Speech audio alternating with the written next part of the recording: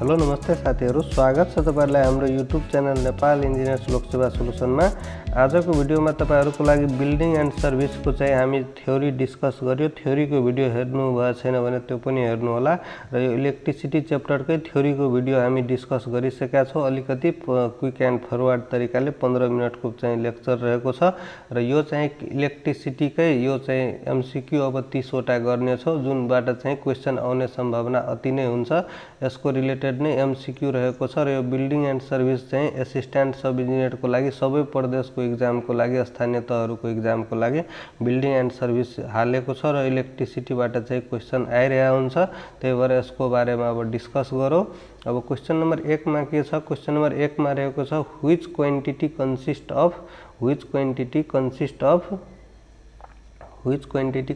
Of a unit 1 kilo hertz. त 1 kilo hertz दिएको छ यसमा। त यो चाहिँ कुन क्वान्टिटीको युनिट हुन सक्छ त्यो चाहिँ यसमा सोधेको छ। कुन क्वान्टिटीको युनिट हुन सक्छ त्यो यसमा चाहिँ सोधेको छ। त तपाईहरु यसमा चाहिँ जवाफ दिन सक्नुहुन्छ, कमेन्टको मार्फत लेख्न सक्नुहुन्छ। त यसको चाहिँ सही उत्तर कुन हुन्छ त? ए मा छ एनर्जी, बी मा छ टाइम, सी मा छ पावर, डी मा छ डिस्चार्ज। त्यसको चाहिँ सही उत्तर हुन्छ तपाईको energy. Energy which quantity consist of unit of 1 kilo hertz दिएको छ। 1 किलो वाट हुनु पर्यो। 1 किलो वाट केडब्ल्यू भनेको किलोवाट हो र एच भनेको हर्ज हो र जुन कि एनर्जी को चाहिँ युनिट हो। अब क्वेशन नम्बर 2 मा के छ? 2 मा रहेको छ which of the following quantities consist of SI unit as a watt. Watt में चाहिँ कुन चाहिँ क्वान्टिटीलाई मेजर गरिन्छ? ए मा छ फोर्स, बी मा छ चार्ज, सी मा छ करेन्ट, डी मा छ पावर। त्यसबाट कुनको युनिट चाहिँ वाट हुन्छ त्यो चाहिँ सोधेको छ। यसमा 2 को चाहिँ सही उत्तर हुन्छ पावरलाई वाटमा चाहिँ मेजर गरिन्छ, त्यही भएर पावरलाई वाटमा। त यसको चाहिँ सही उत्तर वाट हुन्छ, पावरको वाट हुन्छ, त्यही भएर पावर डी यसको सही उत्तर हो। अब क्वेशन नम्बर 3 मा रहेको छ what are the different type of wiring system. तो वायरिङ सिस्टम को थ्योरी में पनि हामी अघि डिस्कस गरे। त्यसमा कुन डिफरेंट टाइप अफ सिस्टम रहेको छ त? 3 मा चाहिँ यसको चाहिँ सही उत्तर एउटा सरफेस छ, एउटा कन्सिल छ, त एउटा अझै कुन थियो त? यसको चाहिँ सही उत्तर सी हुन्छ, both of the above, surface system र अर्को कन्सिल सिस्टम पनि रहेको छ। त यो चाहिँ different type of wiring system हो। अब क्वेशन नम्बर 4 मा के छ? 4 मा रहेको छ which type of wiring is normally used in residential building. त रेसिडेंटल बिल्डिङ में कुन वायरिङ जनरली यूज हुन्छ त? 4 को चाहिँ सही उत्तर हुन्छ B, concealed wiring generally residential building में यूज हुन्छ। अब क्वेशन नंबर 5 में रहेको छ what is the full form of DB in electrical power supply. त जब हामी बिल्डिङ को कुनै कम्प्लिट ड्राइङ हेर्छौं त्यसमा इलेक्ट्रिकल सप्लाई को पनि फिगर हुन्छ, त्यसमा चाहिँ डिनोटेसनहरु हुन्छ, त्यसकै अन्तर्गत डीबी पनि हुन्छ। कतै डीबी एचभीएसी ड्राइङ में चाहिँ डीबी पनि हुन्छ। एचभीएसी ड्राइङ यदि तपाईहरुलाई थाहा छ भने त्यो चाहिँ बिल्डिङ को चाहिँ इलेक्ट्रिकल सप्लाई वालामा इलेक्ट्रिकल वाला ड्राइङ में हुन्छ। त what is the full form of DB in electrical power supply. त ए मा छ डिस्ट्रिब्युसन बोर्ड, बी मा छ डाइरेक्ट बोर्ड, सी मा छ डाउनवर्ड बीम अनि डी मा छ अल अफ द अबव। त 5 को चाहिँ सही उत्तर हुन्छ डिस्ट्रिब्युसन बोर्ड। डीबी भनेको डिस्ट्रिब्युसन बोर्ड हुन्छ। अब क्वेशन नम्बर 6 मा छ colour of earthing wire. Earthing wire को कलर के हुन्छ? अर्थिङ वायर को प्रोपर्टीज के थियो, कस्तो छ फंक्शन, त्यसको बारेमा हामी थ्योरी में डिस्कस गरिसकेका छौं। त यसमा 6 नम्बर को चाहिँ सही उत्तर ए मा छ रेड, बी मा छ येलो अनि सी मा छ ब्लू अनि डी मा छ ग्रीन। त यसको चाहिँ अर्थिङ वायर को कलर चाहिँ कस्तो हुन्छ त? यसको चाहिँ सही उत्तर ग्रीन हुन्छ, हरियो चाहिँ अर्थिङ वायर को कलर हुन्छ। त अब क्वेशन नम्बर 7 मा के छ? The colour of neutral wire को चाहिँ कलर कस्तो हुन्छ? यो चाहिँ अर्थिङ वायर को कलर ग्रीन भयो भने अब न्यूट्रल वायर को चाहिँ कलर कस्तो हुन्छ? ए मा छ रेड, बी मा छ येलो, सी मा छ ब्लू अनि डी मा छ ब्लैक। त 7 को चाहिँ सही उत्तर हुन्छ ब्लैक चाहिँ न्यूट्रल वायर र अर्थिङ को चाहिँ ग्रीन हुन्छ। र अब क्वेशन नम्बर 8 मा के रहेको छ? 8 मा रहेको छ the colour of positive wire. Positive wire in 3 phase सिस्टममा चाहिँ पोजिटिभ वायरको कलर कस्तो हुन्छ त 8 को चाहिँ सही उत्तर ए मा छ रेड, बी मा छ येलो अनि सी मा छ ब्लू। त पोजिटिभ वायरको चाहिँ यो रेड, ब्लू, येलो हुन्छ, यो तीनवटै हुन्छ। 3 फेज वालामा चाहिँ पोजिटिभ वायरको कलर चाहिँ रेड, येलो अनि ब्लू हुन्छ। त्यसको सही उत्तर अल अफ द एबोभ हुन्छ। पोजिटिभ वायर इन 3 फेज सिस्टममा यस्तो सोध्दाखेरि रेड, येलो र ब्लू भन्ने 3 फेजमा चाहिँ। अब क्वेशन नम्बर 9 मा के छ, what are the different type of power supply system. Different type of power supply system कुन कुन हो त? ए मा छ single and double phase system, B मा छ डबल एंड 3 फेज सिस्टम अनि सी मा छ सिंगल एंड 3 फेज सिस्टम अनि डी मा छ नन।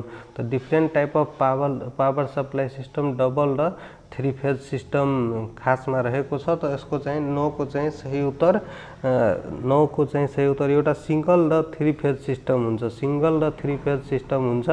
त 9 को चाहिँ सही उत्तर सी हुन्छ, सिंगल र 3 phase system different type of power supply system. अब क्वेशन नंबर 10 मा के छ,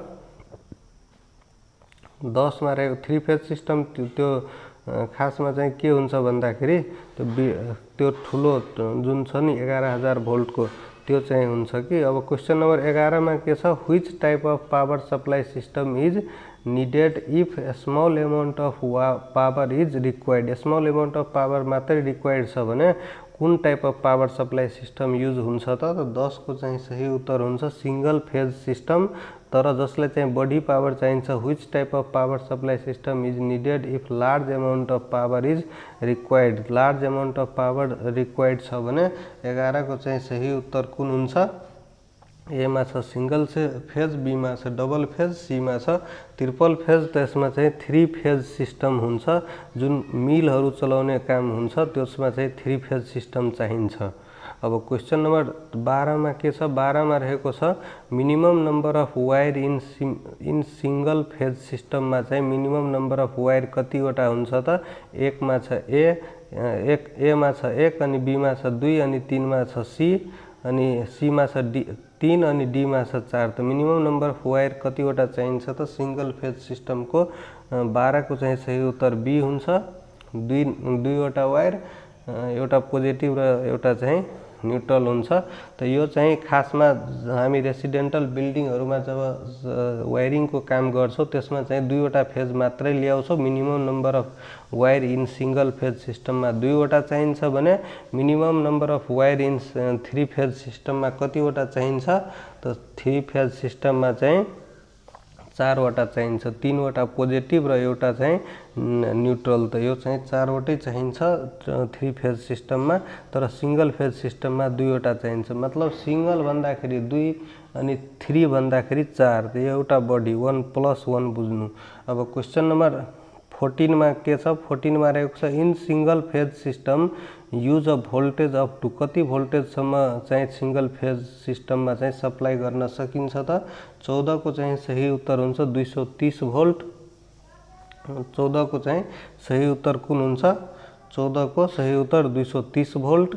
यो चाहिँ घरमा चाहिँ बिजुलीहरुको काम गर्दाखेरि हाम्रो चाहिँ सप्लाईहरु यही 230 भोल्टमा हुन्छ। अब 3 फेज सिस्टममा चाहिँ भोल्टेज अप टु कति सम्म सप्लाई गर्न सकिन्छ त? 15 नम्बरको चाहिँ सही उत्तर 415 भोल्ट। त यो चाहिँ मिलहरु जुन चलाउँछौं नि धान कुट्ने यो चावलहरुको मिलहरु हुन्छ, योहरुमा सबैमा चाहिँ 3 फेज सिस्टम चाहिन्छ। 415 भोल्ट यसको चाहिँ अप टु क्यापेसिटी हुन्छ भोल्टेज सप्लाई गर्ने। अब क्वेशन नम्बर 16 मा के छ? 16 मा रहेको छ 16 मा के रहेको छ? The process of transferring the immediate discharge of the electrical energy, immediate discharge of the electrical energy directly to the earth by the help of low resistance wire. त यसको बारेमा हामी डिस्कस पनि गरिसकेका छौं। लो रेसिस्टेन्ट वायर को through electrical इनर्जीलाई directly earth सम्म पुगाउँछ with the help of low resistant wire. त यसको लागि चाहिँ यसलाई के भनिन्छ भनेर सोधेको छ। ए मा छ इलेक्ट्रिकल अर्थिङ अनि बी मा छ थन्डरिङ अनि सी मा छ लाइटिङ, डी मा छ अल अफ द अबव। त 16 को चाहिँ सही उत्तर हुन्छ इलेक्ट्रिकल अर्थिङ। अर्थिङ को चाहिँ डेफिनेसनमै यो चाहिँ हामी डिस्कस गरिसकेका छौँ, त्यो पहिलाको भिडियो पनि हेर्नु होला यदि तपाईहरुले हेर्नु भएको छैन भने। अब क्वेशन नम्बर 17 मा के छ, DP switch in electrical wiring is placed. DP switch भनेको के हो र यो चाहिँ कहाँ प्रोभाइड गरे हुन्छ, switch is in electrical wiring is placed. A मा छ to cut double pole, B मा छ टु डिस्टर्ब पोल, अनि सी मा छ to switch on off both pole, अनि डी मा छ टु डबल द पोपलर्स। अनि यसको चाहिँ सही उत्तर 17 को चाहिँ सही उत्तर हुन्छ र अन र अफ गर्नको लागि यो हामी युज गर्छौं, प्लेस्ड टु स्विच अन र अफ बोथ पोल। अब क्वेशन नम्बर 18 मा के छ, most of the electrical wiring is made of. Electrical wiring को काम जेनरली केले बनेको हुन्छ, यो इलेक्ट्रिकल तारहरू। त ए मा छ सिल्भर, बी मा छ कोपर, अनि बी मा छ एल्युमिनियम, सी मा कपर, डी मा ब्रास। त 18 को चाहिँ सही उत्तर हुन्छ सी कोपर। कोपरले चाहिँ जेनरली इलेक्ट्रिकल वायरिङहरू भएको हुन्छ। आजकल यो चाहिँ महँगो काम भनेको कोपरले नै हुन्छ र फ्यानहरुमा पनि कोपरको चाहिँ बनाएको हुन्छ यदि कोइल भने त्यो चाहिँ अलिकति बढी टिकाउ हुन्छ। अब क्वेशन नम्बर 19 मा छ the most power saving bulb used today is. Power saving bulb चाहिँ हामी जुन आजकल घरमा युज गर्छौं त्यो चाहिँ के को हुन्छ त सीएफएल बल्बहरु जुन हुन्छ। त most power saving bulb is CFL bulb. Ordinary bulb, tube bulb, light fluorescent lamp, तो यसको चाहिँ सीएफएल बल्ब, डी चाहिँ सही उत्तर हुन्छ 19 को। अब 20 मा के छ, the efficiency of transformer is usually of the order of. Efficiency of transformer कति हुन्छ त यसमा सोधेको छ। इफिशिएंसी अफ ट्रांसफार्मर, तो इफिशिएंसी अफ ट्रांसफार्मर यो चाहिँ कति नंबर क्वेश्चन थियो त। इफिशिएंसी अफ ट्रांसफार्मर, तो इफिशिएंसी अफ ट्रांसफार्मर कति हुन्छ। ए मा छ 33%, बी मा छ 50%, सी मा छ 75%, अनि डी मा छ 98%। तो 20 को चाहिँ सही उत्तर हुन्छ 98%। इफिशिएंसी अफ ट्रांसफार्मर 98% हुन्छ। अब क्वेश्चन नंबर 21 मा छ, it is possible to extend the range of an AC ammeter by using. केले चाहिँ एक्सटेंड गर्न सकिन्छ रेंज त यो चाहिँ 12th मा पनि फिजिक्स में रहेको छ इलेक्ट्रिसिटी चैप्टर में। It is possible to extend the range of an AC ammeter by using. A मा छ करेंट ट्रांसफार्मर, बी मा छ शंट, अनि सी मा छ कैपेसिटर, अनि डी मा छ इंडक्टर कॉइल। तो 21 को चाहिँ सही उत्तर हुन्छ ए करेंट ट्रांसफार्मर।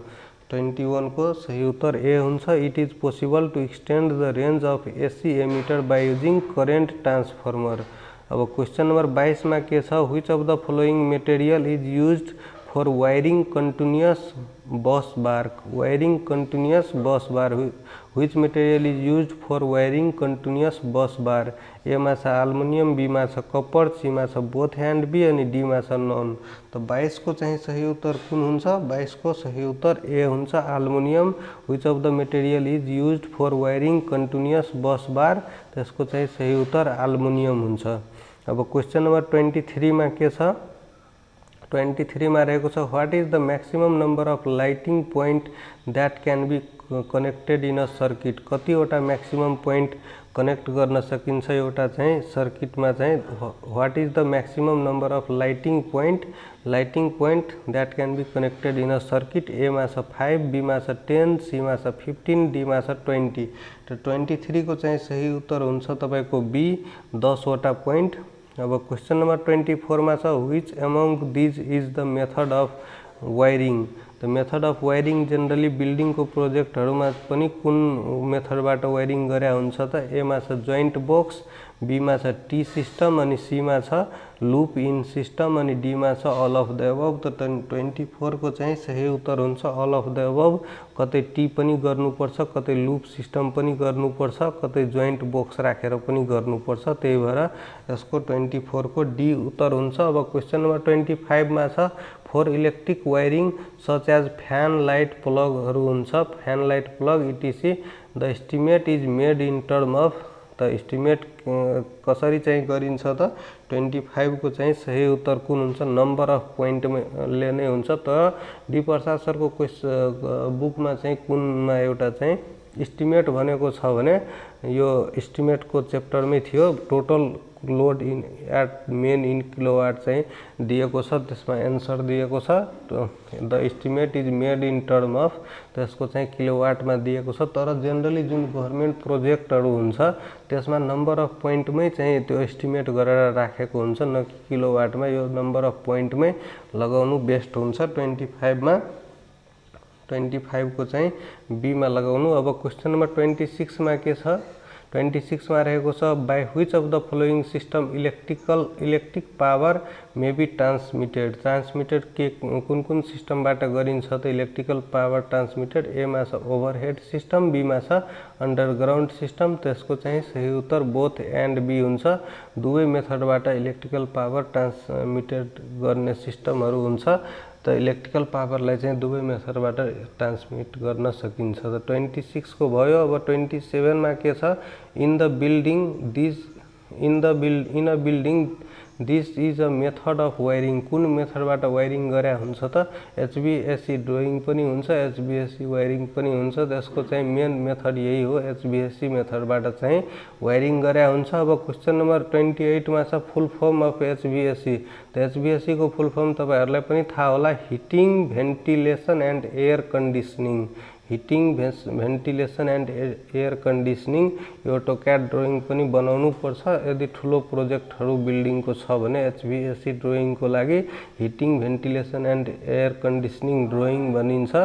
त हस्त साथीहरु, आजको भिडियोमा हामीहरु इलेक्ट्रिसिटीको पनि क्वेशन डिस्कस गर्यौं। यो एसिस्टेन्ट सब इन्जिनियरको लागि सबै ठाउँको लागि चाहिँ स्थानीय प्रदेश सबै ठाउँको लागि इलेक्ट्रिसिटी वाला च्याप्टर एड गरेको छ। आशा गर्छु यो भिडियो तपाईहरुलाई हेल्पफुल होला। तपाईहरु पनि एउटा राम्रो कमेन्ट र शेयर सुझाव पनि गर्न सक्नुहुन्छ। धन्यवाद।